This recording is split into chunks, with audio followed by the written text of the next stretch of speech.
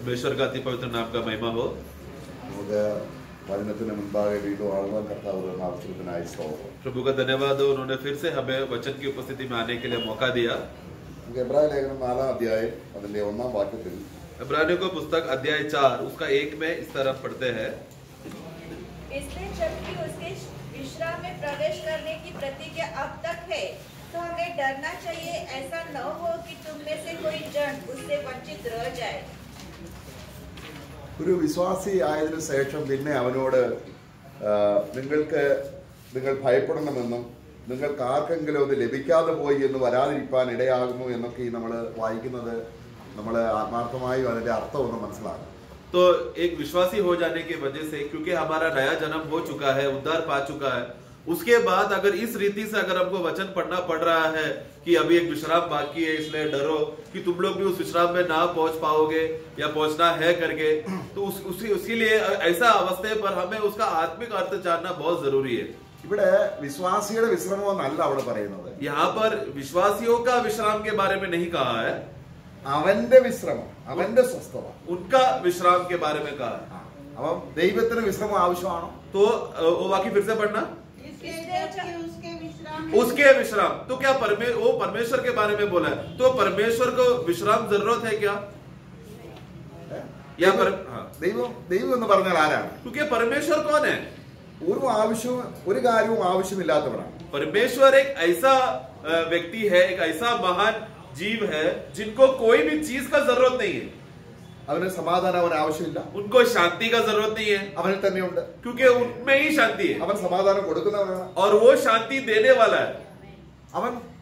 അവനിൽ തന്നെ സമ്പൂർണത എല്ലാം ഉണ്ട്. पर परमेश्वर अपने आप में संपूर्णता में है, पर्याप्त है, उनको कुछ चीज अलग से बाहर से जरूरत नहीं है। അപ്പോൾ ഇവിടെ നമ്മൾ രക്ഷിക്കപ്പെട്ടപ്പോൾ നരകത്തിൽ പോകത്തില്ല എന്നുള്ള ഒരു സ്വസ്ഥത നമുക്ക് കിട്ടി. അതിനെക്കുറിച്ചല്ല ഇവിടെ പറയുന്നത്. तो यहाँ पर हमारा नया जन्म हो गया, उद्धार हो गया, जिसके वजह से अभी हम लोग नरक में नहीं जाएंगे, हमें विश्राम मिलेगा, विश्राम मिल चुका है, वो विश्राम का बारे में नहीं कह रहा है यहाँ पर। ഇവിടെ ദൈവം ഏതൊരു കാര്യത്തിലാണ് സ്വസ്ഥത അനുഭവിക്കുന്നത്, ആ സ്വസ്ഥതയിലേക്ക് വിശ്വാസിക്ക് ഒരു ഉൾപ്രവേശനം തരുന്ന കാര്യത്തെ കുറിച്ചാണ്. यहाँ पर परमेश्वर जिस विषय में विश्राम में प्रवेश करने का अनुभव में है, उसी विषय में विश्वासियों को भी उसी विश्राम में प्रवेश करने का अवस्था का बारे में बोला है। ഇവിടെ 4-ാം അധ്യായം മുഴുവനും ഒരു സ്വസ്ഥതയുടെ ശബത്ത് ആചരണത്തെ കുറിച്ചാണ് വായിക്കുന്നത്. तो वो 4था अध्याय अगर ध्यान से पढ़ेंगे तो विश्राम के बारे में, यानी कि शब्द के विषय में मानने के बारे में कहा है। അപ്പൊ നമ്മൾ നേരത്തെ ചിന്തിച്ചു ദൈവത്തിന് വിശ്രമം ആവശ്യമാണോ? तो हमने जैसा पहला मैंने पूछा, क्या परमेश्वर को विश्राम का जरूरत है क्या? പക്ഷെ ദൈവം അങ്ങനെയുള്ള ദൈവമല്ല. परंतु परमेश्वर उस तरह का परमेश्वर नहीं। ദൈവം മാത്രം സ്വസ്ഥത അനുഭവിക്കുകയും മറ്റുള്ളവരെ അസ്വസ്ഥരാകുകയും വേദനപ്പെടുകയും ചെയ്യണമെന്ന് ദൈവം ആഗ്രഹിക്കുന്നില്ല. परमेश्वर कभी, हमारा परमेश्वर का स्वभाव देखना, परमेश्वर खुद अकेला विश्राम में स्वयं पर्याप्त होकर तृप्तिता में वो जी रहा है, और दूसरे लोग उनका सृष्टि और जीवी तकलीफ में, वेदना में फंसे रहे, ऐसा अवस्था रहे, ये परमेश्वर कभी नहीं चाहता। നമ്മള് മുടിയനായ പുത്രന്റെ കഥ നമ്മൾ പറയുമ്പോൾ ആ മുടിയനായ പുത്രൻ ദൈവത്തെ അല്ലെങ്കിൽ അപ്പനെ വിട്ടുപോയത് കൊണ്ട് വന്ന ദുരിതത്തെ കുറിച്ചാണ് നമ്മൾ കൂടുതലായി എംഫസൈസ് ചെയ്യുന്നത്. എന്നാൽ കർത്താവ് പറഞ്ഞാൽ അർത്ഥം അങ്ങനല്ല.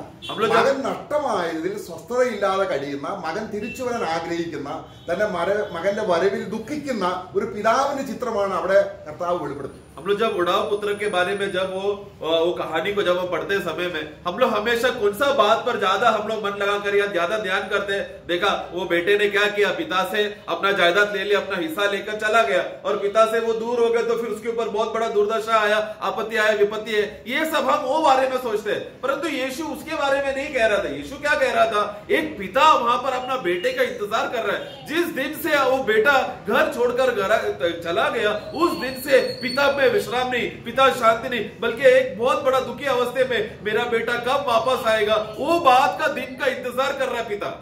അപ്പോൾ ദൈവത്തിന്റെ സ്വസ്ഥതയ്ക്ക് ഭംഗം വരുത്തുവാൻ ഒരു പിതാപുത്രൻ എന്നുള്ള ബന്ധത്തിൽ മക്കൾക്ക് കഴിയും. അതാണ് ദൈവം വെളിപ്പെടുത്താൻ ആഗ്രഹിക്കുന്നത്. तो यहाँ पर परमेश्वर एक बात बताना चाहता है, परमेश्वर का विश्राम टूट जाने या परमेश्वर में विश्राम नहीं है। किस बात पर परमेश्वर को विश्राम नहीं है?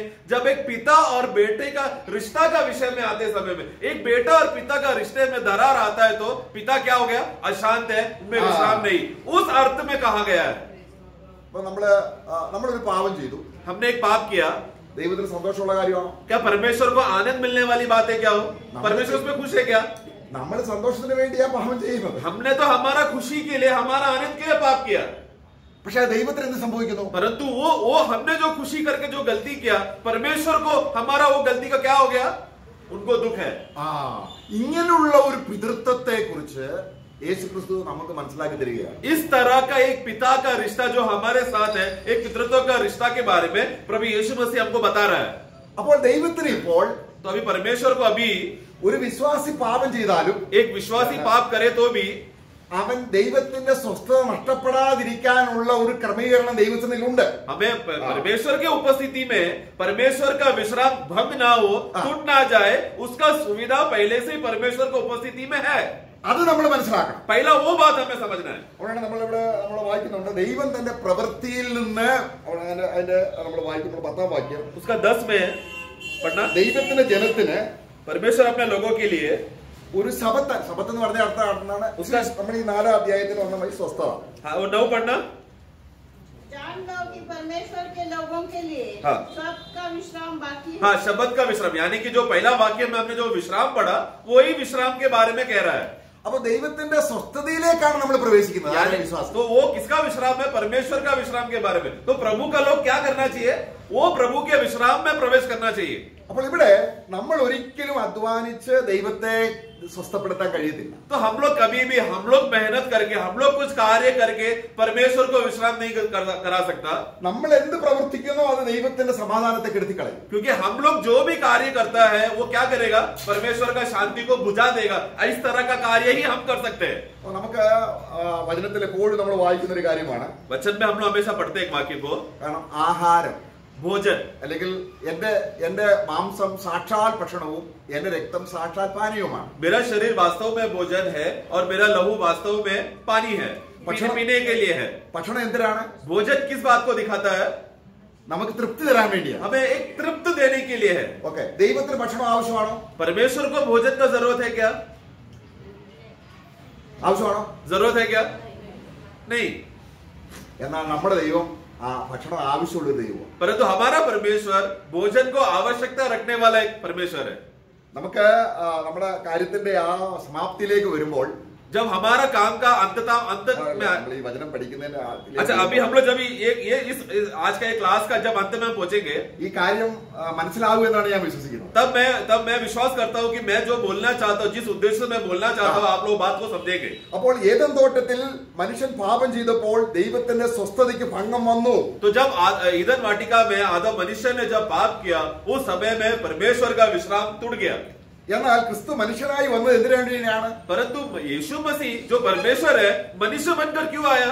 ദൈവത്തിന്റെ ഹൃദയത്തെ സംതൃപ്തിപ്പെടുത്താനാണ്. पिता परमेश्वर का हृदय को तृप्त करने के लिए. നമ്മൾ ആ അർത്ഥം മനസ്സിലാക്കണം. वो अर्थ को हमें उस अर्थ से हमें देखना है. യേശു നമുക്ക് വേണ്ടിയാണ് മരിച്ചത്. यीशु हमारे लिए हमारा ये सच है. കാരണം പാപത്തിന് പരിഹാരം വരുന്നത് ദൈവത്തിന്റെയും കൂടെ ആവശ്യമാണ്.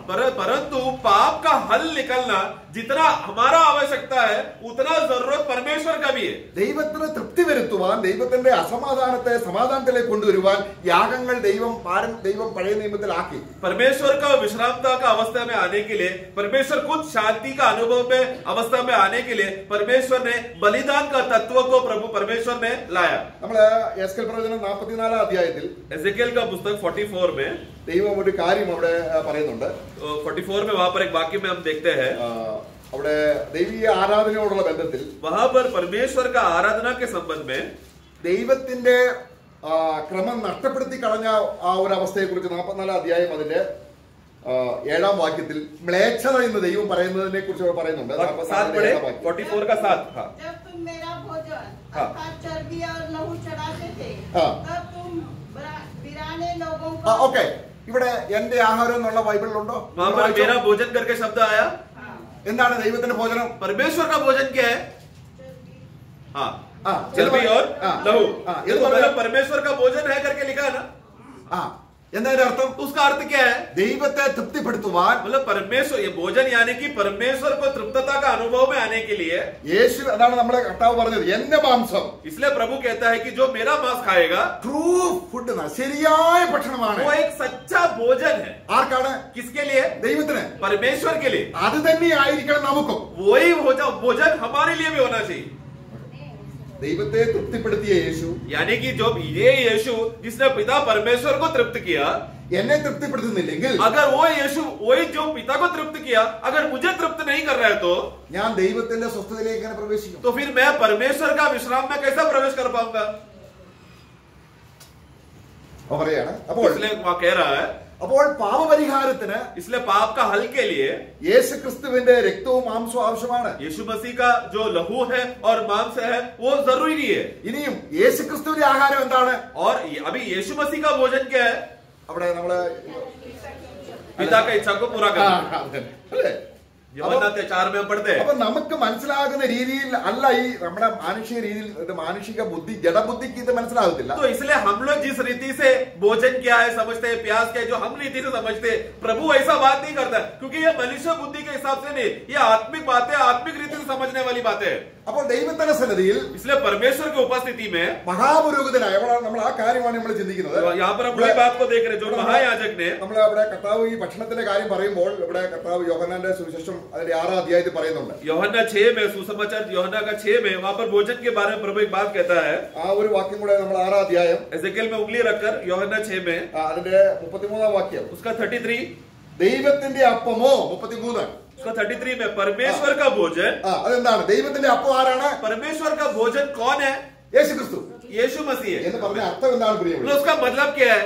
ദൈവത്തെ തൃപ്തിപ്പെടുത്താൻ സമാധാനപ്പെടുത്തുവാൻ ദൈവത്തിന്റെ ഹൃദയത്തിന് എപ്പോഴും ആനന്ദം പകരാൻ യേശു ക്രിസ്തുവിന് മാത്രമേ കഴിയൂ. यानी परमेश्वर को तृप्तता में लाने के लिए, परमेश्वर को शांति लाने के लिए, परमेश्वर का हृदय का जो भी आग्रह है वो सारा बातों को पूरा करने के लिए एक ही व्यक्ति को हो सकता है, वो है प्रभु यीशु मसीह.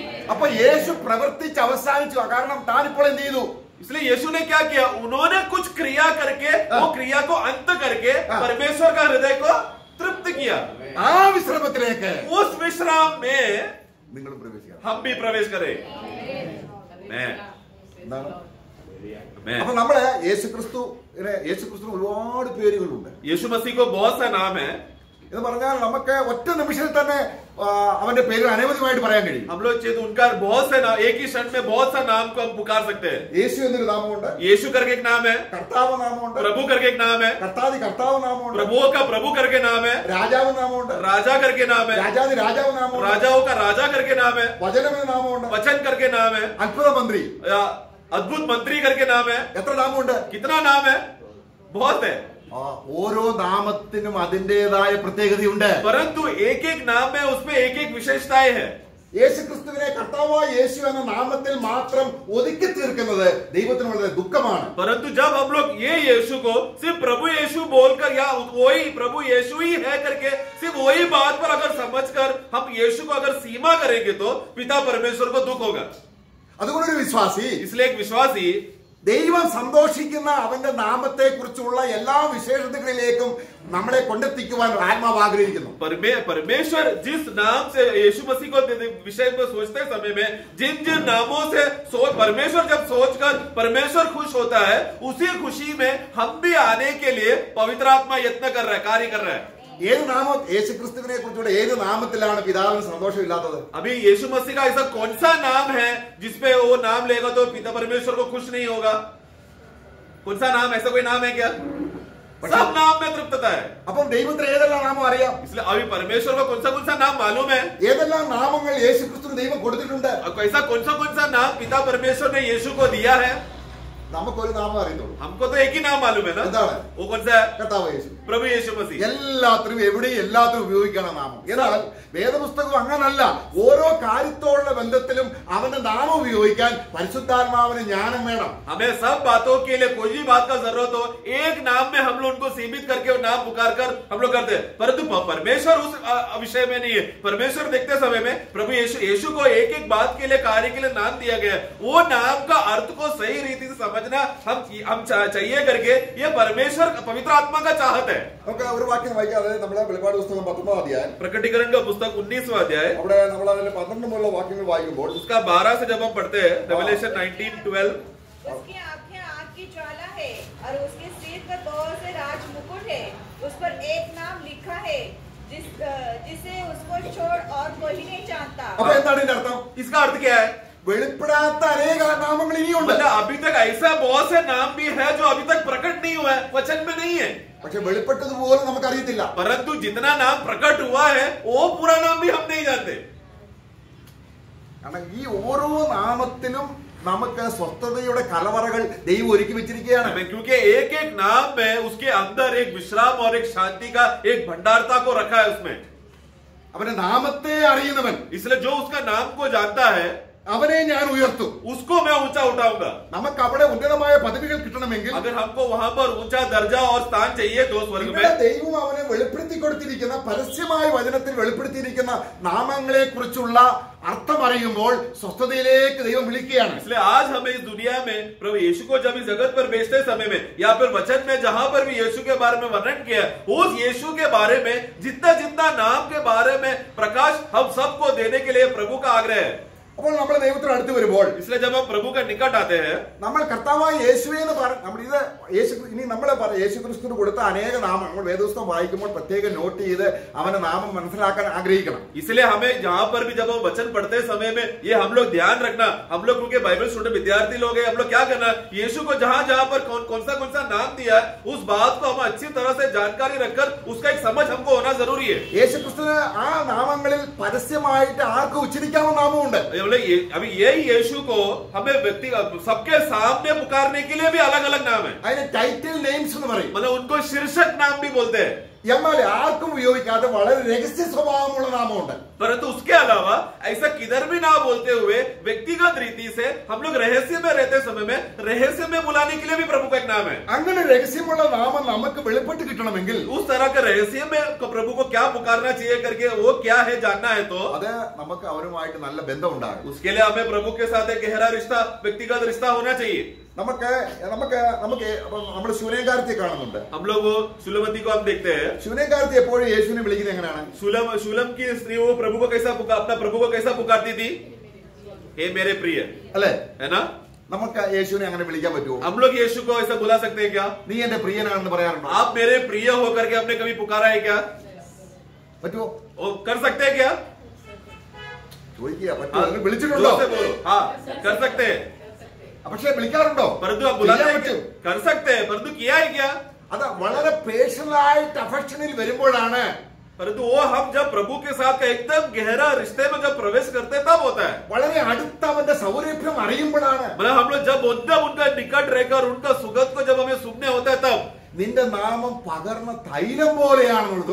तुम्हारा नाम बहते हुए इत्र के समान है. ആ പകർന്ന തൈലത്തിൽ വിളിക്കുന്ന പേര് ആ ക്രിസ്തുവിനും അവന് അന്നേരം ഹോളി സ്പിരിറ്റ് തരുന്ന ഒരു കാര്യമാണ്. तो मतलब वो जब उस नाम का अर्थ को समझने के लिए पवित्र आत्मा समझा के देता है कि वो बहने वाला इत्र के समान है करके. കർത്താവ് നമ്മളെ അങ്ങനെ വിളിക്കുന്നു. प्रभु भी हमें ऐसे ही बुलाता है. പക്ഷേ ആർക്കും അത് അറിഞ്ഞുകൂടാ. परंतु हम सब लोग नहीं जानते. Price the Lord. Amen. ഇങ്ങനൊരു ബന്ധമുണ്ടോ? इस तरह का रिश्ता है क्या प्रभु के അതുകൊണ്ട് साथ? വളരെ പ്രൈവറ്റൈസ് ആയിട്ടൊരു നാമമുണ്ട്. इसलिए प्रभु को व्यक्तिगत रीति से हम जब अकेले रहते समय में बुलाने के लिए एक नाम है. ആ നാമത്തോടുള്ള ബന്ധത്തിൽ उस नाम के विषय में ആണ് നമ്മൾ ഇന്ന് ചിന്തിക്കുന്നത്. उस विषय में हम सोच रहे हैं अभी. അപ്പോൾ നമ്മളെ ദൈവത്തോട് അടുക്കുമ്പോൾ इस्लाम जब प्रभु के निकट आते हैं, ഏത് നാമമാണ് യേശു നമ്മളിപ്പോ രഹസ്യ സ്വഭാവത്തിൽ കടന്ന പുരോഹിതന്മാരെന്ന രീതി നമ്മൾ ഈ രഹസ്യം എന്ന് പറയുന്നതെല്ലാം ദൈവം നമ്മള് വിശ്വാസികളാണ്, നമ്മൾ സഭയാണ്, അംഗങ്ങളാണ് എന്നൊക്കെ അർത്ഥത്തിൽ ഉള്ളപ്പോൾ തന്നെ നമ്മൾ ആരാണ്? മഹാപുരോഹിതനും പുരോഹിതന്മാരുമാണ്. हम लोग देखते प्रभु के साथ एक रहस्य रिश्ता बनाना बहुत जरूरी है. ये सच है कि हम लोग प्रभु के उद्धार पाने के बाद फिर हम लोग कलीसिया के अंग है, हम लोग एक देह के अंग हो चुके हैं. इस तरह का रिश्ता होने के अलावा रहस्य में भी हमें एक रिश्ता जो प्रभु के साथ व्यक्तिगत रीति से रखना है, क्योंकि वो प्रभु हमारा महायाजक है और हम उनके सहायाजक है. അപ്പോൾ ഇങ്ങനെയുള്ള പൗരോഹിത്യ ബന്ധത്തിൽ നമ്മൾ യേശുവിനെ വിളിക്കേണ്ട പേര് കർത്താവായ യേശു എന്നല്ല. ഞാൻ പറഞ്ഞല്ലോ, തികച്ചും യേശു കർത്താവായ യേശു ക്രിസ്തു തന്നെയാണ്. इसलिए हम लोग जब याजकीय सेवा का विषय में आते समय में उस व्यक्तिगत रीति में जब हम लोग याजकीय कर्म करते समय में उस समय में हम यीशु को प्रभु यीशु मसीह नहीं बुलाना चाहिए या बुलाते हैं. मतलब यीशु मसीह तभी भी प्रभु यीशु मसीह है, परंतु हमारा गहरा रिश्ता उस नाता के विषय में आते समय में उस प्रेम में हम उनको क्या पुकारना चाहिए? നമുക്ക് മാത്രം അവകാശപ്പെട്ട രീതിയിൽ, പബ്ലിക് അല്ലാത്ത രീതിയിൽ, എല്ലാവർക്കും ആ നാമം വിളിക്കാത്ത രീതിയിൽ തന്റെ പ്രത്യേക ജനത്തിന് മാത്രം വിളിക്കാവുന്ന ഒരു പേരാണ് ഈ എബ്രായ ലേഖനം വെളിപ്പെടുത്തുന്നത്. तो वो एक ऐसा एक नाम है जो सिर्फ प्रभु का वो खास लोग जो व्यक्तिगत रीति से प्रभु के साथ नाता जोड़ा है, वो सबके सामने बोलना नहीं चाहिए, सबके सामने सिखाने वाला नाम नहीं है, परंतु व्यक्तिगत रीति से जिसने प्रभु के साथ वो पर्सनल वो रिश्ता जोड़ने वाला व्यक्ति, उन लोग बुलाने वाला विषय का एक नाम हम देखते हैं, इब्रानियों उसके विषय में लिखा है। ആ ഒരു നാമം മാത്രമേ ദൈവം ഓത്ത് ചെയ്ത് सिर्फ वही नाम को प्रभु ने उसको शपथ देकर ഒരു നാമം കൊടുത്തിട്ടുണ്ട്. वो उसको नाम दिया है। അതിനെക്കുറിച്ചാണ് ലേവ്യ പൗരോഹിത്യത്തിൽ നിന്ന് വ്യത്യസ്തമായ രീതിയിൽ इस विषय में प्रभु को हम देखते हैं कि लेवी के विषय में जो उनको याजकीय सेवा के लिए जो उनको छाप दिया गया था, प्रतिज्ञा दिया गया था, उससे अलग एक छाप नाम देकर प्रभु को पुकारा। അവിടെ നമ്മൾ അതിന്റെ 19 മുതലുള്ള വാക്യങ്ങൾ വായിക്കുമ്പോൾ उसका 7 का 19 में जब हम पढ़ते हैं, ദൈവത്തോട് അടുക്കുന്നതിന് जो परमेश्वर के निकट आने के लिए യേശുവിന് ഒരു പ്രത്യേക നാമമുണ്ട്. यीशु के लिए खास नाम है। നമ്മളിവിടെ ചിന്തിക്കുന്നത് സ്വസ്ഥതയിലേക്ക് പ്രവേശിക്കുന്ന കാര്യമാണ്. हम लोग यहाँ पर परमेश्वर का विश्राम में प्रवेश करने का विषय का मुद्दा है यहाँ पर। ഓരോ നാമത്തോടുള്ള ബന്ധത്തിലും പ്രത്യേക രീതിയിലുള്ള ഇടപാടുകളും അനുഗ്രഹവുമുണ്ട്. इसीलिए जब एक प्रभु का अलग अलग नामों को पुकारते समय में उस अलग अलग नामों में खास आशीष है और खास रीति का रिश्ता है जो हमें जोड़ना है, जिसके उद्देश्य से हम उन नाम को पुकारते हैं। ഇവിടെ നമ്മൾ വായിക്കുകയാണ്, वहां पर हम पढ़ते हैं, ഇപ്പോൾ നമ്മൾ ഇനി ദൈവത്തോട് അടുക്കുന്ന പുരോഹിതന്മാർ എന്ന രീതിയിലാണ്. यहाँ पर जब पढ़ते समय में हम लोग प्रभु के निकट आते समय में एक याजक के रूप में निकट आ रहे हैं। പാപിയായിട്ടാണോ? क्या एक पापी के रूप में आ रहे हैं क्या? नहीं। പിന്നെ എങ്ങനെയാണ്? फिर कैसा आना है? याजक के विषय में। ആരാണ് പുരോഹിതന്മാരാകുന്നത്? याजक कौन लोग याजक बनते हैं? പുത്രന്മാരായെങ്കിലേ പറ്റുള്ളൂ. जो बच्चे हैं, पुत्र हैं, वो लोग। പുത്രന്മാർക്കേ പുരോഹിതന്മാരാകാൻ കഴിയൂ. पुत्र लोगों को ही याजक बन सकते हैं। പുത്രനെങ്കിലോ അവകാശിയാണ്. क्योंकि तू अगर पुत्र है तो ही तू मिरास का हकदार है। നമ്മൾ ചിന്തിക്കുന്ന സ്വർഗത്തിൽ പോകുമ്പോ എന്തോ അവകാശം കിട്ടും, അതാണ് അല്ല. നമ്മളൊക്കെ ഇപ്പോൾ തന്നെ നീ പുത്രനെങ്കിൽ പുരോഹിതനെന്ന അവകാശം അത് അറിയണമെങ്കിൽ യേശു ക്രിസ്തു മഹാപുരോഹിതൻ, ആ ദൈവത്തിന്റെ ഏകജാതനായ പുത്രൻ മഹാപുരോഹിതനായിരിക്കുന്നതിന്റെ അനുഗ്രഹം അറിയണം. हम लोग क्या सोचते हैं, हमारे लिए मिरास तैयार करके रखा है, बोलो तो स्वर्ग में रहेगा, हम लोग प्रभु के पास राज्य में जाएंगे तब हमको कुछ मिरास मिलेगा। उतना उस विषय में वो बात को उतना सीमा ना रखते हुए आज हम लोग इस दुनिया में जीते समय में जो कोई प्रभु यीशु मसीह के साथ रिश्ता में जुड़कर वो उद्धार पाया है तो वो परमेश्वर के पुत्र है। वो परमेश्वर के जो पुत्र है उनको इस दुनिया में ही याजक होने का जो पदवी है, याजक होने का जो दर्जा है, याजक होने का जो संपत्ति है, वो धन वो आज ही सहयाजकों को वो मिला है। കാരണം ഈ പുരോഹിതന്മാർക്ക് പ്രത്യേക പരിഗണനയാണ്. क्योंकि याजक लोग के विषय में खास कार्य करना पड़ता है। വിശ്രമം ഇല്ലാത്തവർക്ക് പുരോഹിതന്മാരാകാൻ പറ്റില്ല. जिनको विश्राम नहीं है वो लोग याजक नहीं बन सकते। അവർ ആലയവുമായിട്ടാണ് ജീവിക്കുന്നത്. वो हमेशा मंदिर के साथ रिश्ता रहता है उनका। അവർ ദൈവത്തിന് മഹത്വമാണ്. वो ये लोग हमेशा परमेश्वर के लिए महिमा है। നാം ദൈവത്തോട് അടുക്കുന്നതിന് हम लोग प्रभु के निकट आने के लिए നമ്മളെ രക്ഷിക്കപ്പെട്ട ഏത് നാമത്തിലാണ്? हम लोग उद्धार पाया किस नाम पर था? ദൈവം അവനെ മരിച്ചവരുടെ നിന്ന് എഴുന്നേൽപ്പിച്ചു. परमेश्वर ने उनको मरे हुए बीच में से उठाया. യേശുവിനെ കർത്താവെന്നും और यीशु को प्रभु करके അവനെ രക്ഷിതാവെന്നൊക്കെ വിശ്വസിച്ച് അവനെ സ്വീകരിച്ചാണ് നമ്മൾ രക്ഷിക്കപ്പെട്ടത്. और वो उद्धार करता है मसीह करके हम लोग बोलकर वो नाम को पुकार कर हमने नया जन्म पाया। പക്ഷെ മരിക്കുന്നത് വരെ ആ ഒരു കാര്യം മാത്രമേ അറിയത്തുള്ളൂ. परंतु एक विश्वासी अपना इस भूमि का समय जितना समय मिला है उसका मृत्यु तक सिर्फ वो यीशु को प्रभु और मसीह बस वही नाम में ही जानकर उतना सीमित ज्ञान में अगर जानकर जिया है तो उसने प्रभु के साथ क्या गहरा रिश्ता जोड़ा है। ഇവൻ എത്ര മഹാൻ! ये देखो कितना महान है। ആ മഹത്വം അനുസരിച്ച് അവരുടെ നാമങ്ങളിൽ വ്യത്യാസമുണ്ട്. तो ये प्रभु जितना महान है उसके हिसाब से उनका नाम का अलग अलग नामों का महत्व है। ഇവിടെ നമ്മൾ വായിക്കുക, यहाँ पर हम पढ़ते हैं അടുത്ത വാക്യം 20 में, ദൈവത്തോട് അടുക്കാൻ നല്ലൊരു സ്ഥാപനം അടിസ്ഥാനം വന്നിരിക്കുന്നു. 20 पढ़ना। मसीह की नियुक्ति बिना शपथ नहीं हुई।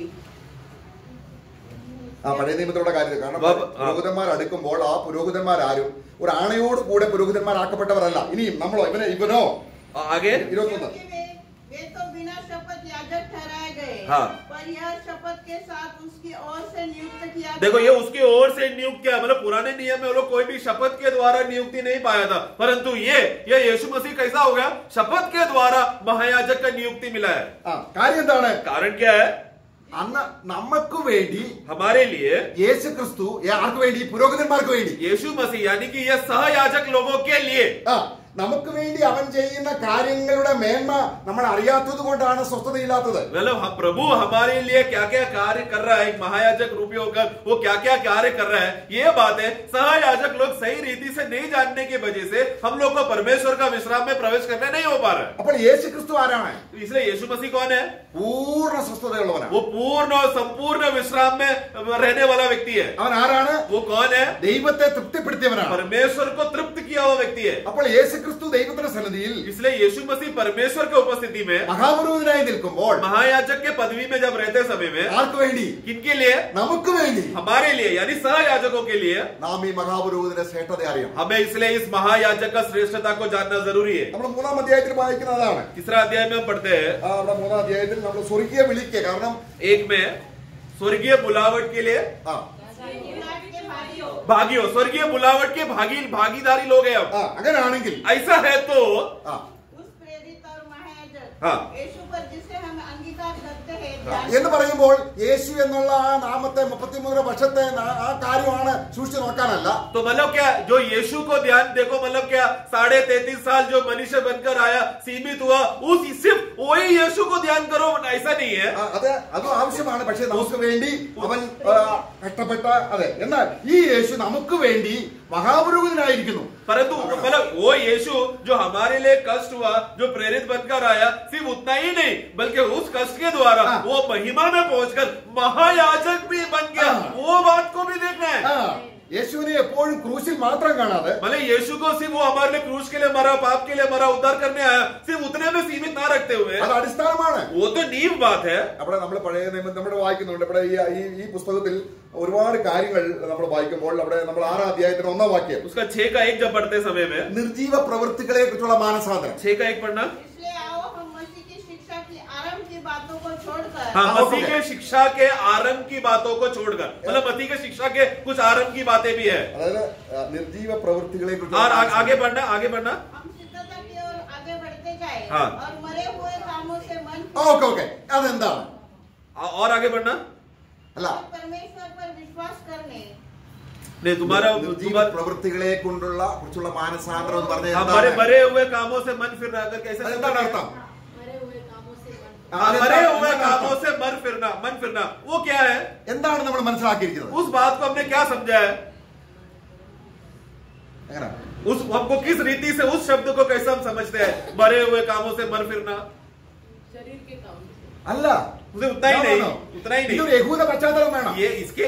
ये वाक्य को समझने के लिए यहूदी बैकग्राउंड समझना जरूरी है. കാരണം യേശു വരുന്നത് വരെ क्योंकि यीशु आने तक അത് മരണത്തിന്റെ കാര്യമല്ല. वो मृत्यु का बातें नहीं था. ഒന്നാമത് പരിച്ഛേദന, उदाहरण के लिए खतना करना, ആണ്ടുകൾ നോക്കുക, और दिनों को देखना, साल को देखना, शब्बत को पालन करना, ഇതൊക്കെ എന്താണ്? ये सब क्या था? യേശു വരുന്നത് വരെ മരണമില്ല. കാരണം യേശുവിനെ तो ചൂണ്ടിക്കാണിക്കുന്നതാണ്. ये सब यीशु आने तक, मसीहा आने तक ये जो भी रिवाज और कर्म करते थे, वो मसीहा आने वाला है उसको दिखाते करते था. इसलिए वो मृत्यु का काम नहीं था.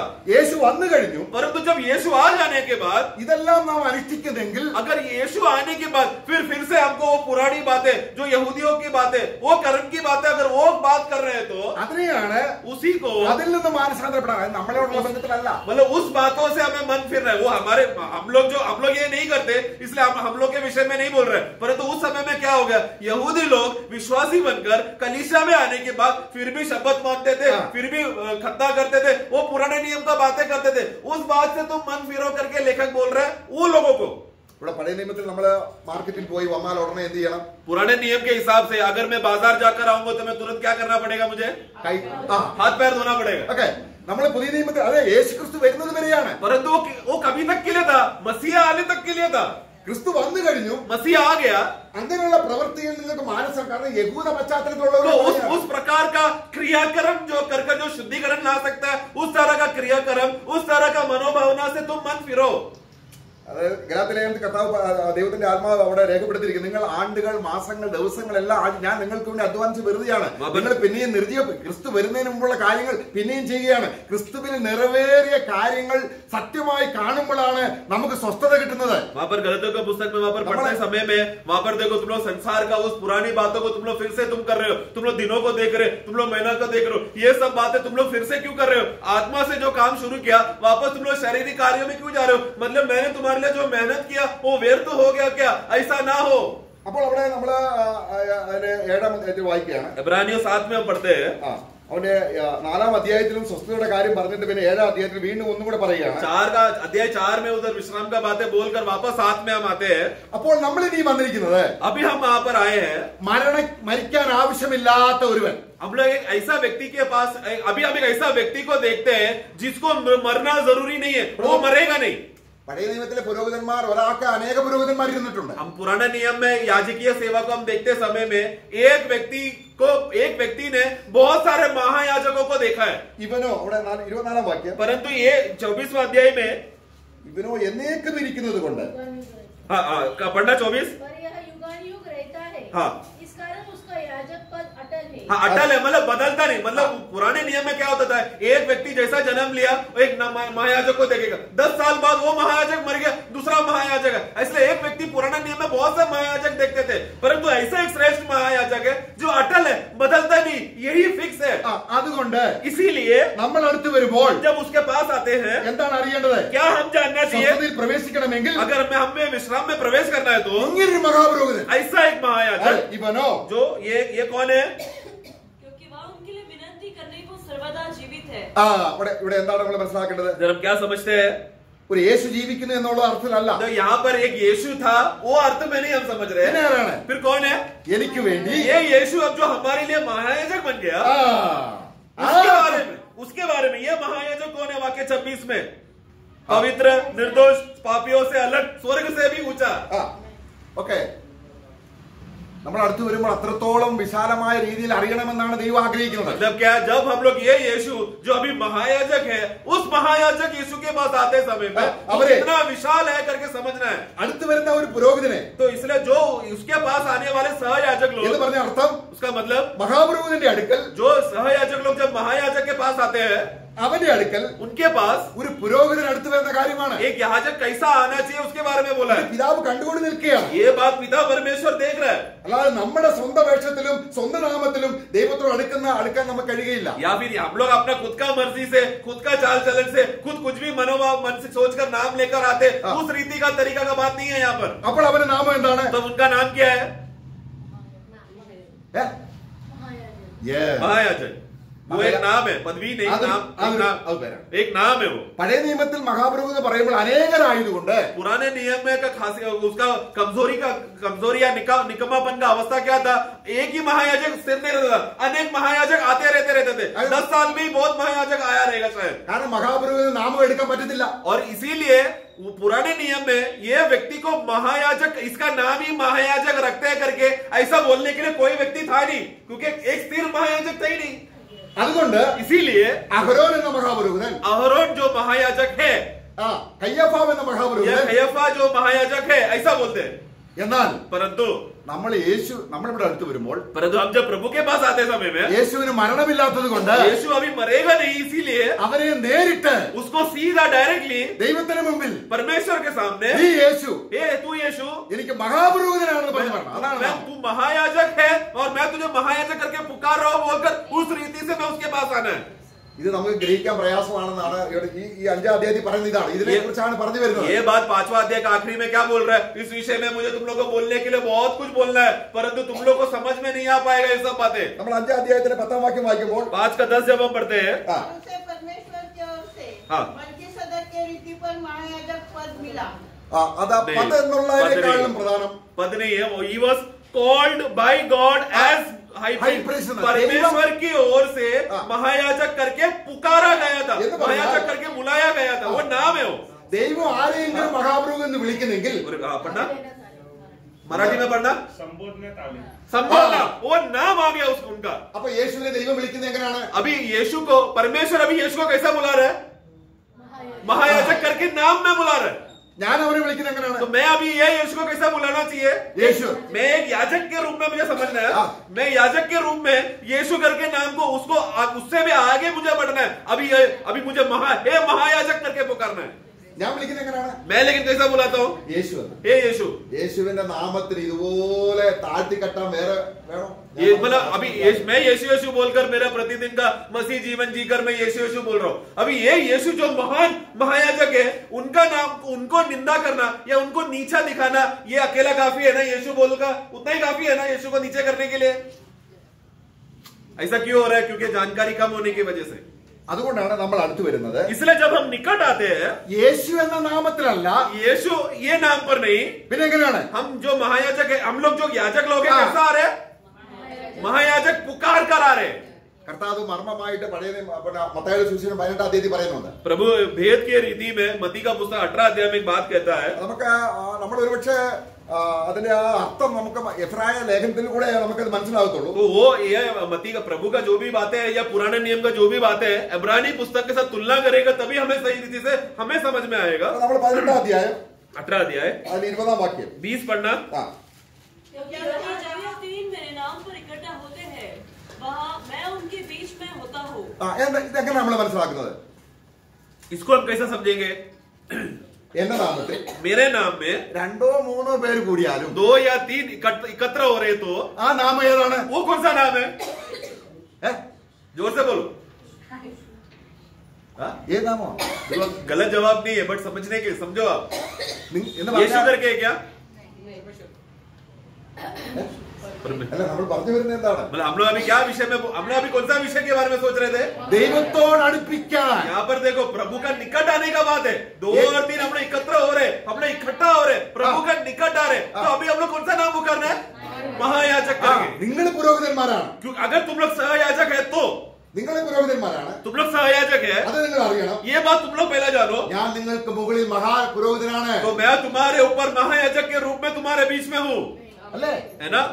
അല്ലാതെ മഹാപുരോഹിതൻ വരികയും നമ്മുടെ യേശുവിനെ യേശു എന്ന് വിളിക്കുകയും ചെയ്യുമ്പോൾ तो महायाजक आने के बाद हम लोग वो महायाजक को यीशु करके पुकारेंगे तो യേശുവിന് കിട്ടിയ പദവിക്ക് തുല്യമായ സ്വസ്ഥത നമുക്ക് അനുഭവിക്കാൻ പറ്റത്തില്ല. मतलब ये यीशु महायाजक बनने के बाद जो विश्राम का अनुभव में लेवल में जो वो महायाजक के नाम में जी रहा है, हम लोग यीशु बोलकर वो विश्राम में हमें प्रवेश करने नहीं हो पा रहा है. നമ്മളുടെ 4-ാം അധ്യായം इब्रानियों 4 അതിന്റെ 4-ാം അധ്യായത്തിന്റെ ഒരു വാക്യം കൂടെ വായിക്കുമ്പോൾ, 4-ാം അധ്യായം इब्रानियों का पुस्तक अध्याय 4 में അതിന്റെ 14-ാം വാക്യം 14. इसलिए जब हमारा ऐसा बड़ा महायाजक है ആ जो स्वर्गों से होकर गया है, हाँ। अर्थात परमेश्वर का पुत्र यीशु, तो आओ हम अपने अंगीकार को दृढ़ता से थामे रहे. അവിടെ അംഗീകാരം എന്നല്ല, കൺഫസ്, നമ്മൾ ഏറ്റുപറയേണ്ട നാമം മഹാപുരോഹിതൻ എന്നാണ് പറയുന്നത്. वहां पर इस रीति से आना चाहिए. हम लोग जो നമ്മുടെ നോക്കുക, നമ്മുടെ യേശു എന്നല്ല നാമത്തിലല്ല, അവൻ യേശു ആരാണിപ്പോൾ? मतलब वहां पर तो जो यीशु जो परमेश्वर का पुत्र है, इसलिए अब वो पुत्र महायाजक करके नाम को अंगीकार करो, ऐसा आना चाहिए. അങ്ങനെ വേണം. मतलब ये यीशु जो परमेश्वर का पुत्र है, उनको महायाजक है करके जानकर अंगीकार करो. കാരണം ഇവിടെ പൗരോഹിത്യ ശുശ്രൂഷ ചെയ്യുന്നവർക്ക് വിശ്രമം ആവശ്യമാണ്, സ്വസ്ഥത ആവശ്യമാണ്. അവർക്ക് ദൈവസന്നിധി ഒരു കുറവും പാടില്ല. ദൈവസന്നിധി നിർത്താൻ യേശു പ്രാപിച്ചിരിക്കുന്ന മഹാപൗരത്വത്തോടുള്ള ബന്ധത്തിൽ അവൻ ആരൊക്കെയാണ് നോക്കുക. ഇങ്ങനെയുള്ള മഹാപുരോഹിതനായ യേശു. 14 फिर से पढ़ना. इसलिए जब हमारा ऐसा बड़ा महायाजक है, देखो वहां पर इसीलिए ऐसा एक महायाजक है. अभी ये यीशु कभी जब वो भूमि में था, मनुष्य था, तब वो महायाजक नहीं बना. पुनरुत्थान के बाद वो महायाजक बना. तो ऐसा एक महायाजक है ये यीशु. अभी कौन हो गया? परमेश्वर का पुत्र, हमारे लिए महायाजक है, हमारे लिए वो कार्य करता है. वो बात को तुम अंगीकार करके तुम जानो, उस नाम को तुम पुकारो. ആ നാമം ഏറ്റുപറയുന്ന കൺഫെഷൻ എന്നാണ് അവിടെ വരേണ്ടത്. वो नाम को अंगीकार करो. തീർച്ചയായിട്ടും ആ നാമത്തിലാണ് നമ്മളെ സ്വീകരിച്ചിരിക്കുന്നത്. हमें अब यीशु करके बोलकर ही हमने यीशु को स्वीकार है, वो सही है. ഇത് വളരെ സീക്രട്ട് ആണ്, രഹസ്യബന്ധമാണിത്. परंतु ये एक व्यक्तिगत रीति से रहस्य में, मैं जब प्रभु की उपस्थिति में रहस्य में आ रहा हूँ, यीशु बोलकर नहीं आ रहा हूँ, बल्कि मैं एक याजक होने की वजह से मैं महायाजक बोल पुकार कर आ रहा हूँ. പബ്ലിക്കിൽ നമ്മൾ അവനെ കർത്താവ് എന്നാ പറയേണ്ടത്. हम लोग सबके सामने एकत्र होते समय में दूसरों के सामने ये यीशु प्रभु है करके हमें बोलना है. എന്നാൽ രഹസ്യമായിട്ടുള്ള ദൈവസന്നിധിയിലുള്ള ശുശ്രൂഷയിൽ, परंतु व्यक्तिगत रीति में जब मैं परमेश्वर का उस सिंहासन के सामने, जब मैं व्यक्तिगत रीति से जाते समय में उस सिंहासन के सामने कौन है? वहां पर मेरा महायाजक है. കാരണം ദൈവം കാണുന്നത് യേശുവിനെ മഹാപുരോഹിതനായിട്ടാണ്. क्योंकि परमेश्वर जब यीशु को देखते समय में महायाजक के पद में और वो नाम पर देख रहा है. ഈ മഹാപുരോഹിതനെ കണ്ടുകൊണ്ടാണ്, ആ യോഗ്യതകളാണ് ദൈവം ഈ സഹപുരോഹിതന്മാരിലും ദൈവം തരുന്നത്. तो ये महायाजक जिस रूप में, जिस पदवी में, जिस अधिकार में है, वही रूप और पदवी में उनके सहयाजक को भी परमेश्वर देना चाहता है. उसी नजरिए से परमेश्वर देख रहा है. അപ്പോൾ ദൈവത്തിന്റെ സന്നിധിയിൽ तो परमेश्वर की उपस्थिति में ഈ മഹാപുരോഹിതൻ ആരാണ്? ये महायाजक कौन है? 26-ാം വാക്യം. उसका पवित्र, 7 का होली. 26 में हम पढ़ते हैं कि ये महायाजक कौन है? पवित्र है. Look, holy. हाँ, एक करके യേശു ഹോളിയാന്ന് അറിയുമ്പോൾ തന്നെ ഹൃദയം സന്തോഷം കൊണ്ട് നിറയും. मतलब सबसे पहला यीशु तू पवित्र है करके वो पहला बात ही समझ जाएगा तो हमारा हृदय आनंद से और तृप्तता से भर जाएगा. അത് ലോകം അറിയാനല്ല, ये संसार जानना चाहिए ऐसा नहीं है, സഹപുരോഹിതന്മാർ അറിയണം. बल्कि सहयाजक लोग जानना चाहिए. കാരണം ദൈവത്തിന്റെ സന്നിധിയിൽ ഏക വിശുദ്ധൻ യേശു ക്രിസ്തു മാത്രം. क्योंकि परमेश्वर की उपस्थिति में एक ही पवित्र मनुष्य है, वो है प्रभु यीशु मसीह ഈ जो महायाजक है. ഈ മഹാപുരോഹിതന്റെ ജീവനുള്ളവരും और जिसके अंदर यही महायाजक का जीवन है, അവരും ആരാണ്? वो लोग भी कौन है? उनमें पवित्र है. ഞാൻ യേശുവിനെ മഹാപുരോഹിതനായ യേശുവിനെ ഒരിക്കലും പവിത്രനായി കണ്ടില്ലെങ്കിൽ എനിക്കൊരു സമാധാനം, ദൈവസന്നിധിയിലുള്ള സമാധാനം നഷ്ടപ്പെടുത്തുകയാണ്. मैं अगर ये यीशु मसीह जो महायाजक है वो पवित्र है करके अगर मैं यही बात मैं देख नहीं पा रहा हूं तो जो परमेश्वर में मसीह में जो विश्राम का और आनंद का अनुभव है उसको मैं खो रहा हूं दिन पर दिन. ദൈവത്തിന്റെ അടുക്കൽ വന്നിട്ട് परमेश्वर की उपस्थिति में आने के बाद എന്റെ മഹാപുരോഹിതനായ യേശു ക്രിസ്തു मेरा महायाजक यीशु मसीह അല്ലെങ്കിൽ ദൈവം കൊടുത്ത നാമമുള്ള മഹാപുരോഹിതൻ या फिर परमेश्वर ने जिस यीशु को नाम दिया महायाजक, അവൻ പവിത്രനാണെന്ന് പറയുമ്പോൾ वो पवित्र है करके जब मैं अंगीकार करके पुकारता हूँ, ദൈവത്തിന് എത്ര തൃപ്തിയാണ്, परमेश्वर को कितना तृप्तता है, ദൈവത്തിന് സന്തോഷമുണ്ടോ? परमेश्वर का आनंद है क्या? मैं ഇതാണ് പൗരോഹിത്യം. यही तो है याजकीय सेवा. അങ്ങനെ എന്തെല്ലാം സവിശേഷതകളാണ് ക്രിസ്തുവിനുള്ളത്. इसलिए इस रीति से उनको कौन सा अलग अलग प्रकार का खासियतें हैं, क्या क्या बातें हैं, गुण है. നമുക്കറിയാം, ഞാൻ അടുത്ത് വരുമ്പോൾ സമാന കൂടാരത്തിൽ ഞാൻ വെളിപ്പെടുന്ന സ്ഥലത്ത് നിങ്ങൾ എന്ത് ചെയ്യണം? സുഗന്ധവർഗം പുകയ്ക്കണം. तो वहां पर परमेश्वर पुराने नियम में वहां पर एक आज्ञा दिया था. പുസ്തകം 16 അധ്യായത്തിലുണ്ട്. लेविया का पुस्तक 16 अध्याय में जब मैं उस शकीना महिमा बनकर अति पवित्र स्थान में आऊंगा तो महायाजक वहां पर क्या करना चाहिए? वहां पर एक सुगंध का धूप उस जगह पर भर देना चाहिए. ആ സുഗന്ധത്തിന് അനേക മണമുണ്ട്. अब वो सुगंध में अलग अलग खुशबू है. ആ പുകയുടെ പിറവിൽ നിൽക്കണം ആരെ? और उस धुएं के बीच में उसके पीछे कौन छुपना है? മഹാപുരോഹിതൻ. महायाजक छुपना है. അപ്പൊ മഹാപുരോഹിതനും ദൈവത്തിന്റെ കൃപാസനത്തിന്റെ അടുക്ക് പുകയാണ്. तो अभी महायाजक और परमेश्वर का उपस्थिति महिमा उसके बीच में कौन है? वो संदूक है. അത് യേശു ക്രിസ്തുവാണ്. वो कौन है? वो यीशु मसीह स्वयं है. അപ്പൊ ഈ മഹാപുരോഹിതൻ ഇതിന്റെ മണം ആസ്വദിച്ചിട്ട് तो अब ये महायाजक जो धुएं में एकदम छुपा हुआ है वो समय में सुगंध को सूंघ कर അത് അവൻ ആസ്വദിക്കുമ്പോൾ तो वो सुगंध को जब वो आनंद उठाते रहते समय में ദൈവത്തിന് തൃപ്തിയായി. परमेश्वर तृप्त हो जाता है. ഇത് തന്നെയാണ് പുതിയ നിയമത്തിൽ. यही तत्व है पुराने नए नियम में भी. അപ്പൊ എനിക്കും ദൈവത്തിനും ഇടയ്ക്ക് तो मुझे और परमेश्वर के बीच में ഞാൻ യേശു ക്രിസ്തുവിന്റെ മഹത്വത്തെ കാണുമ്പോൾ जब मैं यीशु मसीह का महानता और उसके सारे सद्गुणों को जब मैं देखूंगा എന്റെ സ്വസ്ഥതയുടെ കലവറകൾ തുറക്കപ്പെടുകയാണ്. मेरे विश्राम के विषय में जितना भी कमरे थे जो बंद थे वो सब खुल रहा है. നമ്മുടെ കുറച്ച് ആവശ്യങ്ങൾ അങ്ങോട്ട് പറയാൻ ചെന്നിട്ട് എഴുന്നേറ്റ് പോരുന്നതല്ല പൗരോഹിത്യം. याजकीय सेवा मतलब क्या? मुझे ये जरूरत है, मुझे वो जरूरत है, वो सब बातें लिस्ट बनाकर प्रभु को देखकर आ गया आमीन बोलकर आना, वो नहीं है याजकीय सेवा. നമുക്ക് ഏലിയോടുള്ള ബന്ധത്തിൽ അറിയാം. एली ने क्या किया? ഏലി ആരാണ്? एली कौन है? പഴയ നിയമത്തിൽ പുരോഹിതനാണ്. पुराने नियम में याजक है. അദ്ദേഹത്തിന്റെ പൗരോഹിത്യം എങ്ങനെ നഷ്ടപ്പെട്ടത്? उन्होंने अपना याजकीय सेवा को कैसा खो दिया? ആ കുടുംബം മുഴുവൻ നശിച്ചുപോയി. वो पूरा कुटुंब नाश हो गया. കാരണം പൗരോഹിത്യത്തിൽ മേശ നിന്നിച്ചു. क्योंकि उसने याजकीय सेवा में उसने मेज को निंदा किया. അവിടെ ദൈവത്തിന് അർപ്പിക്കേണ്ടത് वहां पर जो परमेश्वर को अर्पण करना चाहिए था സ്വന്തം മക്കൾ പോയി എടുത്തോണ്ട് പോയി. वो भाग को पर उसके बेटे लोग ने लेकर गया.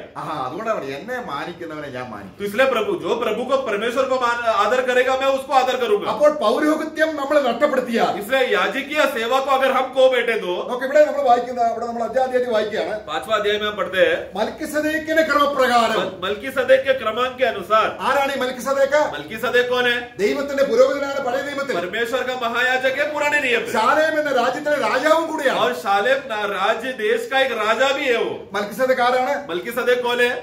പുരോഹിതനുമാണ്, याजक भी है. പിന്നെ ആരാണ്? और कौन है? राजा भी. അപ്പോൾ നമുക്കുള്ള രാജ്യത്തിന്റെ പദവി, इसलिए हमें जो राज्यत्व में मिलने वाला पदवी, നമ്മൾ രാജാക്കന്മാരാണ്, പക്ഷെ രാജാക്കന്മാരാകുന്നു എന്നുള്ളത് ബീമാ സീറ്റിലെ പരിശോധനയ്ക്ക് ശേഷമേ ഉള്ളൂ. हम लोग तो राजा है, वो अवस्था में हम लोग है, परंतु उस राजा का जो अधिकार और सिंहासन और जो क्रिया अधिकार जो करेंगे वो कब होगा? प्रभु जब हमारा वो बीमा सीट में न्याय करने के बाद ही होगा, लेखा होने के बाद ही होगा. അവിടെ നമ്മൾ 7-ാം അധ്യായത്തിൽ इब्रानी 7 में ഇനി നമ്മൾ വായിക്കുകയാണ്. अभी हम पढ़ते हैं 26-ാം വാക്യം 26-ാം വാക്യം 26 में പവിത്രൻ जो पवित्र है പിന്നെ ആരാണ്? और कौन है? निष्कपट। നിഷ്കളങ്കൻ, निष्कपट और निर्मल, പാപികളോട് വേർപെട്ടവൻ, पापियों से अलग, സ്വർഗത്തെക്കാൾ ഉന്നതൻ, स्वर्ग से भी ऊंचा, ആ മഹാപുരോഹിതന്മാരെ പോലെ उस महायाजक के समान സ്വന്തം പാപങ്ങൾക്കായും പിന്നെ ജനത്തിന്റെ പാപങ്ങൾക്കായും ദിനംപ്രതി യാഗം കഴിപ്പാൻ ആവശ്യമില്ലാത്ത 27 पढ़ना। उन महायाजकों के समान हाँ। उसे आवश्यक नहीं हाँ, ये आवश्यक नहीं कि प्रतिदिन पहले अपने पापों हाँ। और फिर लोगों के पापों के लिए बलिदान चढ़ाए। ऐसा आवश्यकता नहीं है ये श्रेष्ठ महायाजक को। അപ്പൊ നമ്മൾ എന്താണ് യേശുവിനെ കുറിച്ച് മനസ്സിലാക്കുന്നത്? तो हमने यीशु के बारे में क्या समझा है? ഈ സൽഗുണങ്ങളെല്ലാം ये सारा सद्गुणों से भरा हुआ ये यीशु, അപ്പൊ നമ്മളതാണ് അന്ധകാരത്തിൽ നിന്ന് इसलिए अंधकार से അത്ഭുത പ്രകാശത്തിലേക്ക് अद्भुत ज्योति में लेकर आया हुआ। നമ്മളെ വിളിച്ചവന്റെ സൽഗുണങ്ങളെ ഘോഷിക്കുകയാണ്. उसने हमें बुलाया है, उनके सारे सद्गुणों का घोषणा करना है हमें। എങ്ങനെ? कैसा? പുരോഹിതൻ എന്ന രീതിയിൽ याजक के रूप में, क्योंकि याजकीय सेवा करके बोला है हमें। നമ്മളത് യേശുവിനെ കർത്താവെന്ന് പറയുന്നത് ഉപേക്ഷിക്കണമെന്നല്ല ഞാൻ പറഞ്ഞത്.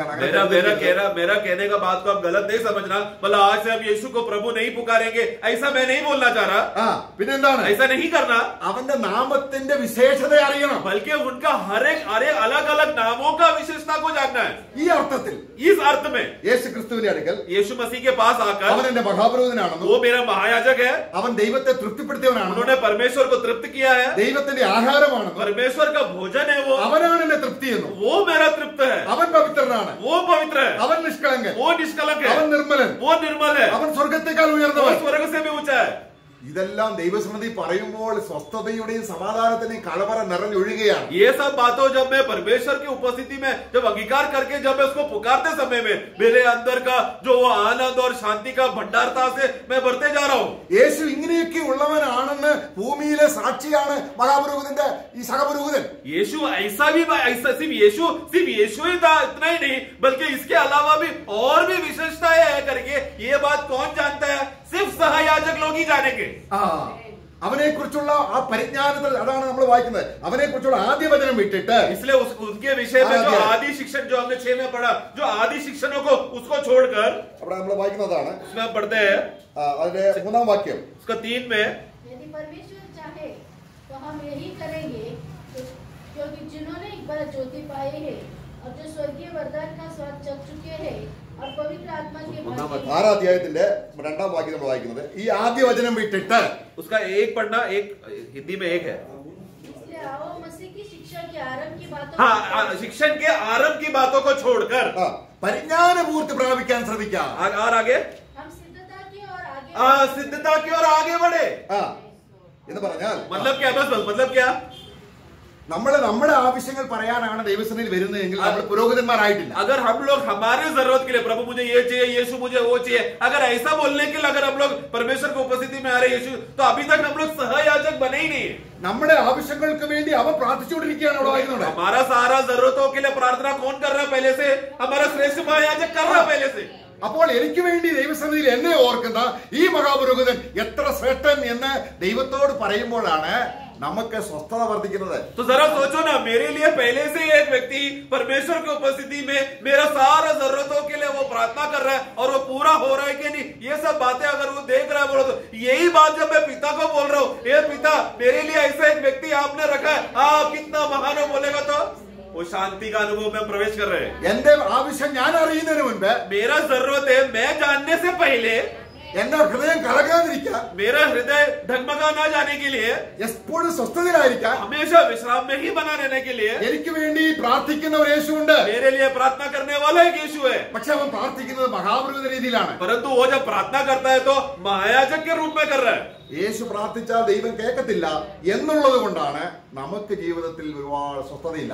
यीशु जब प्रार्थना करेगा पिता परमेश्वर सुनेगा नहीं, इसलिए मैं प्रार्थना कर जरूरतों के मांग को पूरा कर मैं खुद अतिरिक्त तकलीफ में रहकर तृप्तता में नहीं है, ये हमारा विश्वास की वजह से हम गिर रहे हैं। നമ്മൾ ചെയ്യേണ്ടത് എന്താണ്? हमें क्या करना है? 7-ാം അധ്യായത്തിൽ വായിക്കുകയാണ്. 7वां अध्याय में हम पढ़ते हैं 4-ാം വാക്യം. वाक्य 4 में ഇവൻ എത്ര മഹാനും നോക്കുവീ. पढ़ना, अब इस पर ध्यान करो इस पर ध्यान करो Praise the Lord. कि कि वह कैसा महान ये कैसा महान है करके ध्यान करो। जरा देखिए, നമ്മുടെ സ്വസ്ഥതയിലേക്ക് പ്രവേശിക്കാനുള്ള വഴികളാണ് ഈ നമ്മൾ ചിന്തിക്കുന്നത്. हम लोग विश्राम में प्रवेश करने का विषय की बातें हम देख रहे हैं। അപ്പൊ അവന്റെ നാമം എന്താണ്? तब उनका नाम क्या है? ദൈവം ഇതാണ് നമുക്ക് മനസ്സിലാകാത്തത് പറയാം. यही तो है, इसलिए तो हमें समझ में नहीं आता. കാരണം അവിടെ അതിന്റെ 5ാം അധ്യായത്തിൽ പറയുകയാണ്, 5वां अध्याय में हम पढ़ते हैं അതിന്റെ 11ാം വാക്യം, 11, ഇത് പാലല്ല. ये दूध की बात नहीं है, കാരണം ദൈവവചനം എല്ലാത്തിലും ഒരു പൊതു സ്വഭാവമുണ്ട്. क्योंकि परमेश्वर का वचन का एक स्वाभाविक रीति से एक स्वभाव है. എന്ന് പറഞ്ഞാൽ मतलब क्या? ദൈവവചനം എല്ലാം പ്രധാനപ്പെട്ടതാണ്. परमेश्वर का वचन सब बातों के लिए मुख्य है. മന്ന എങ്ങനെയാണ്? मन्ना कैसा है? മന്നയുടെ ആകൃതി എങ്ങനെയാണ്? मन्ना का अवस्था कैसा है? മന്ന ആവോള എന്ന് പറഞ്ഞാൽ അതിന് നീളം കൂടുതലും കുറവുമില്ല, मतलब उसका लंबाई ज्यादा चौड़ाई है ऐसा भी नहीं, എല്ലാം ഒരുപോലാണ്. सब एकदम समानता में गोल है वो. വചനം എല്ലാം ഒരുപോലാണ്. मतलब वचन क्या है, सब उस तरह लंबा चौड़ा ऐसा लंबा है, चौड़ा आगे थोड़ा ज्यादा है, पीछे कम ऐसा नहीं, मतलब समानता गोल है. എന്നാൽ വചനത്തിന് परंतु उसी समय में वचन को പാലെന്നും കട്ടിയായ ആഹാരം എന്നും പറഞ്ഞ രണ്ട് കാര്യമുണ്ട്. वचन में ही दो बातें हैं, एक दूध की बात है और एक सयाना भोजन, कठोर भोजन, कठिन कठिन भोजन. ദൈവവചനത്തെ परमेश्वर का वचन को കഠിനവചനം എന്ന് പറഞ്ഞാൽ കട്ടിയായ ആഹാരമായി അനുഭവിക്കുന്നവർക്കാണ് ഈ സ്വസ്ഥത. मतलब वो क्या जो सयाना भोजन खाता है करके वो लोग, उनके लिए है वो एक याजकीय सेवा का पद. അവർക്ക് ഭയങ്കര സ്വസ്ഥതയാണ്. ऐसे लोगों को बहुत विश्राम और शांति है. പാൽ കുടിക്കുന്നവര്, परंतु जो दूध पिएगा, അവിടെ വായിക്കുക, उधर हम पढ़ते हैं, അവർക്ക് കഠിനമായ ശോധന അനുഭവിക്കാൻ പറ്റില്ല. उनको मतलब घोर कठोरता का जो परख उनके जीवन में आएगा वो उनको सहने नहीं होगा. അനേകർക്ക് വേണ്ടി പ്രാർത്ഥിക്കാൻ പറ്റുന്നില്ല. उनको दूसरों के लिए प्रार्थना करने का मन नहीं होगा. അവരെപ്പോഴും പാലേ പാലേ उन പറഞ്ഞുകൊണ്ടിരിക്കും. लोगों को हमेशा दूध दो करके ऐसे ही रोएगा. എത്ര വർഷമായാലും कितना साल होने के बाद भी 30 അവിടെ നോക്കുക, കാലം നോക്കിയാൽ वहां पर देखो, समय देखा जाए तो നിങ്ങൾ ഇപ്പോൾ ആരാണ്? तुम लोग कौन होना चाहिए था? उपदेशक और गुरु होना चाहिए था. പക്ഷെ ഇപ്പോഴും നിങ്ങൾക്ക് എന്താ വേണ്ടത്? परंतु अभी भी तुमको क्या चाहिए? दूध ही चाहिए. ദൈവസന്നിധിയിൽ അവനുള്ള വിശേഷ നാമത്തെ കുറിച്ച് അറിയില്ല. क्योंकि परमेश्वर की उपस्थिति में यीशु का अलग अलग नाम का जो विशेषताएं है, वो गुणों के बारे में, उसका नाम का महानता के बारे में कोई जानकारी उनको नहीं है. 13ാം വാക്യം, 13 अध्याय 13 वाक्य, പഠിക്കുന്നവനല്ല 13वां वाक्य पढ़ना. क्योंकि दूध पीने वाले बच्चे को तो धर्म के वचन की पहचान नहीं होती. हाँ, पहचान नहीं होती. क्योंकि वो बालक है. हाँ, നോക്കുക. बस बस बस. ആ, അപ്പോൾ ഇതാണ് അവിടെ പറഞ്ഞു വരുന്നത്. നമുക്ക് യേശുക്രിസ്തുവിനുള്ള പരിജ്ഞാനപൂർത്തി പ്രാപിക്കുക എന്ന് പറഞ്ഞാൽ इसलिए यीशु मसीह का उस नाम के पहचान के उत्तमता में आना है करके बोलने का मतलब. അവസാനിக்க സമയം പോയതുകൊണ്ട് एक और वाक्य हम पढ़ेंगे. നമ്മൾ നമ്മൾ പുരോഹിതന്മാരെന്ന രീതിയിൽ अभी हम लोग याजक होने की वजह से അവന്റെ നാമത്തെ ഏറ്റുപറയുന്ന അധരബലം എന്ന സ്തോത്രയാഗം ഇടവിടാതെ അർപ്പിക്കുക. പൗരോഹിത്യം वो याजकीय सेवा का सबसे बड़ा जिम्मेदारी होता है कि निरंतर उन अपने अपने होठों से धन्यवाद का स्तुति रूपन अर्पण का बलिदान का नाम को करते रहना है, पुकारते रहना है. 14ാം വാക്യം വായിക്കുകയാണ്. उसका 13 का 14 में, ഇവിടെ നമുക്ക് നിലനിൽക്കുന്ന നഗരമില്ല, यहाँ पर हमारे लिए कोई स्थिर नगर नहीं, വരുവാനുള്ളതത്രേ നാം അന്വേഷിക്കുന്നത്. बल्कि जो आने वाला बात है उसके हम खोजते हैं. ഇവിടെ സ്ഥിരമായിട്ടൊന്നുമില്ല. इधर स्थिर रहने वाला कुछ भी नहीं. എന്നാൽ परंतु മഹാപുരോഹിത നാമം സ്ഥിരമാണ്. महायाजक करके ये नाम स्थिर है. അതാണ് ആണയോടുകൂടെ എന്നേക്ക് വിട്ടിരിക്കുന്ന നാമം. इसलिए उसको शपथ के साथ सदा स्थिर रहने वाला नाम दिया है. അവൻ മുഖാന്തരം, इसलिए उनके द्वारा, മഹാപുരോഹിതൻ മുഖാന്തരം, महायाजक के द्वारा. ഇത് ഒരു യഹൂദ പശ്ചാത്തലത്തിൽ എഴുതിയത് നമുക്ക് വേഗം മനസ്സിലാകും. अभी ये यहूदियों के बैकग्राउंड में लिखा है, इसलिए उन लोगों को जल्दी समझ में आता है. നാം ദൈവത്തിന് हम परमेश्वर को, അവന്റെ നാമത്തെ, उनका नाम को, ഏത് നാമം? कौन सा नाम? महायाजक करके नाम.